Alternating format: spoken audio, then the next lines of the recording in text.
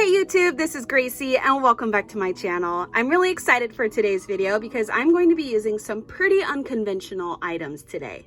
As you can see, I have this gigantic magnetic vent cover. These are what you use to cover your air vents in your house on the floor. And it's basically just a giant magnet with white on the other side. Then I'm going to be using this gold paint pen from Craft Smart as the detail work. And we're going to be making It's a Small World magnet. It's going to look like the whole front of the ride. And I'm really excited because it's going to be hopefully adjustable and really fun for kids to play with and just really fun to put on your refrigerator, or in my case, my lockers. So if you'd like to see how I refurbished my lockers, I'll leave a link to that video right up here because that will be featured in this video as well. So let's go ahead and get started making our It's a Small World magnet. As you can see, I have cut out some templates and I'm going to be using this photo here as my reference for the shapes and sizes of everything that I'm going to be cutting out. I didn't want to just use It's a Small World like photos because it is a little bit chaotic, of course, in a good way. But this way I can kind of simplify it and further understand it a little bit easier and not get overwhelmed. So to start, I have my clock tower here. I'm going to be cutting out 2 of these squares. So that way you could place one on top of the other. One will have that clock face and the other on the bottom will have the 2 doors that open up. So this will be 2 inches by 2 1/4 inch. Next, you have your 2 towers. The one on the right side, which is tower 1 for me, is a little bit taller. So I'm only cutting out one of them. And this is going to be 1 inch by 4 inches. Next, we have tower 2, which is to the left of the clock tower. This is going to be still 1 inch, but I'm making it a little bit shorter and cutting it to 3 1/2 inches. Again, only cutting one of these. Next, I'm cutting 6 of these, what I'm calling blocks, and these are going to be 1 1/2 inches by 3 inches. I'm cutting 6 of these because, as you can see in the reference photo, it's basically straight across. Hopefully you can see that here.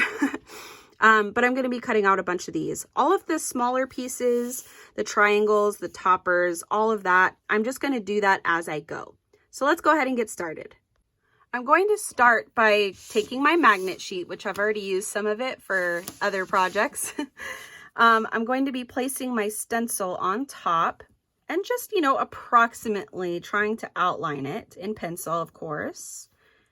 And then I'm going to cut, like I said, 2 of these guys out. So let's go ahead and stencil out another one. And this will be my tower. Let's go ahead and move it down just a little bit. And so I'm just going to go ahead and cut all these pieces out. I'm just going to sit here and just draw all these stencils on here, leaving a little bit of space in between. I'm going to try my best to make everything smooth and even. I hope you guys are excited for this project. I randomly thought of it because we have these magnet sheets just sitting around. We've been using them for other projects and doing other things with them. And it just popped into my head that, those magnet sheets are white. And so is It's a Small World. And I love that ride. So let's make one. And it just kind of like snowballed from there. I was sitting at work.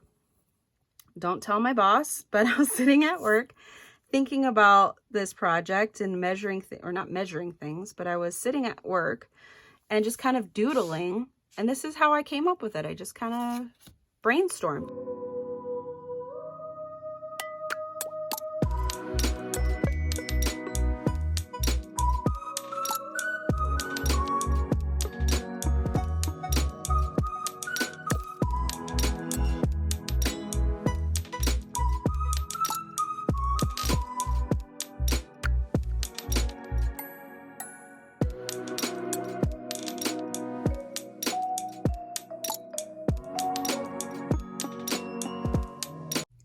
And here is everything cut out and ready to go for the next step.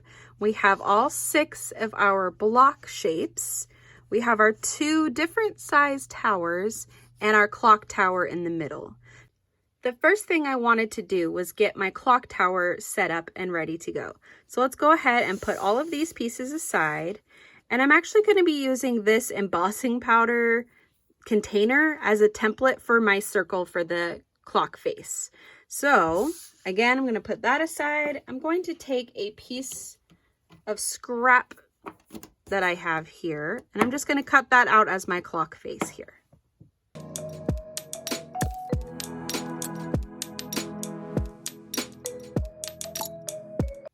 Of course, we need some doors for the main tower. So I've roughly sketched out the main shape that I want. Once I have this cut out, I'm actually going to go in probably with a marker or something and add the detailing of where like the door actually goes down the middle. But we'll face that challenge when we come to it. After that, I'm going to cut out some triangles and stuff for the bottom part that goes right above the door. So here's where the door is going to go. Then we're going to do some triangles up in this area here. Here's where it's going to get a little bit tricky. To do those triangles, I had originally started sketching them out and it didn't work. So instead, I'm going to lay the square tower over the scrap piece of magnet that I have. And I'm going to use that kind of as a template, kind of as a permanent piece that we're eventually going to glue down to the top of this. And I'm just going to outline here where the square goes, just like that. So I'm now going to remove that, and this is basically where I'm going to draw the triangles. And then we'll eventually, you know, cut them out, do all that good stuff. So let's go ahead. It looks really off, but just trust the process. Now I'm going to draw my triangles that are going to meet in the center, like this. This is just going to be a rough sketch. I'm trying to do it as small as possible, as light as possible. Not as small as possible, but as light as possible, because I don't want it to look too messy either. Okay, it's going to come from the other side, meet together. I don't think that these have to be perfect, but I'm just going to try my best.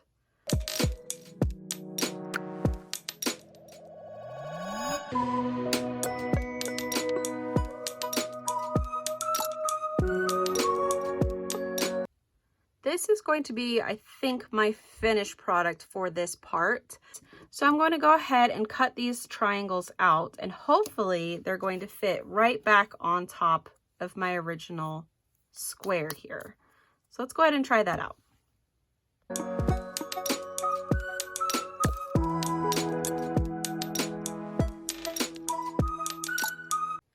And here is the finished product. What I'm going to do now is take some E6000 glue and glue all these pieces down.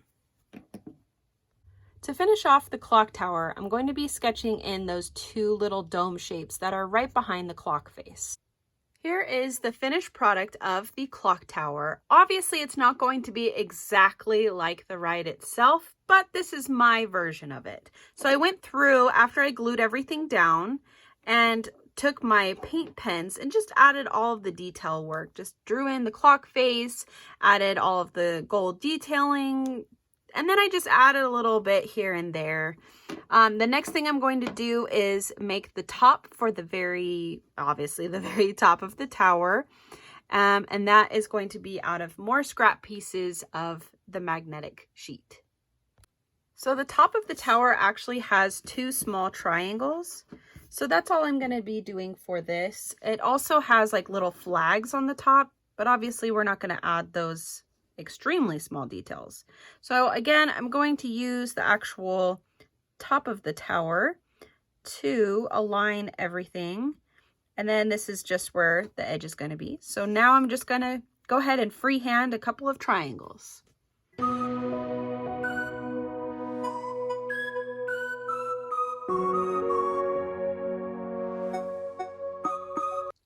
Here is the finished clock tower ready to go. I did not want to separate these two triangles, so I just have it all connected, and then I outlined it here in black. Let me go ahead and zoom in for you a little bit. So you can kind of see this connector piece here in the middle. Basically, like I said, I just didn't cut it all the way through. So that way it will be one whole top piece. The next piece I'm going to be working on is Tower 1, which is the tallest tower on the right-hand side of the clock tower. This is the one with all of the numbers on it. So what I'm going to do first is use my paint pens to add all of the detail work.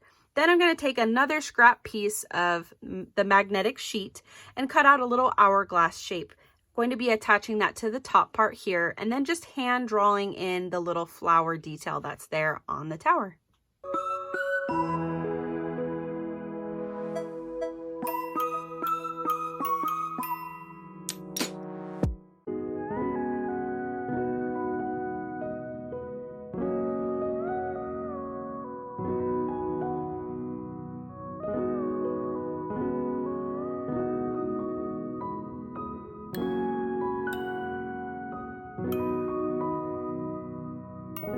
And here is Tower 1 totally complete and ready to finish drying.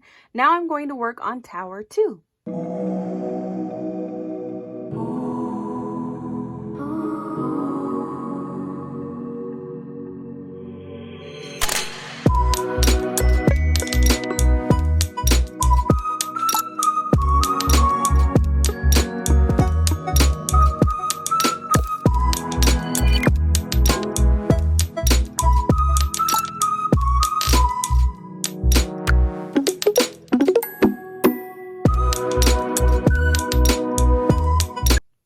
Because I don't have the ability to really draw detailed little like nuts and bolts and things that they had, the gears on the front.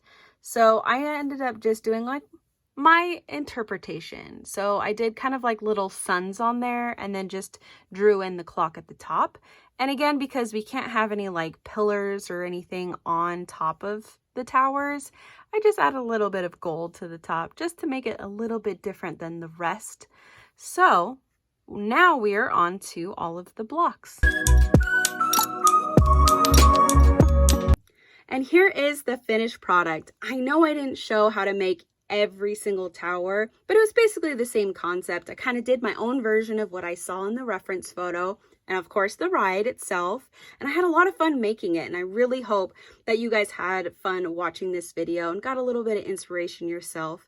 If you did, please give this video a thumbs up, and of course subscribe if you're not already. I'm trying my hardest to get to 200 subscribers, and I really hope you'll join me on this fun crafting, creating journey.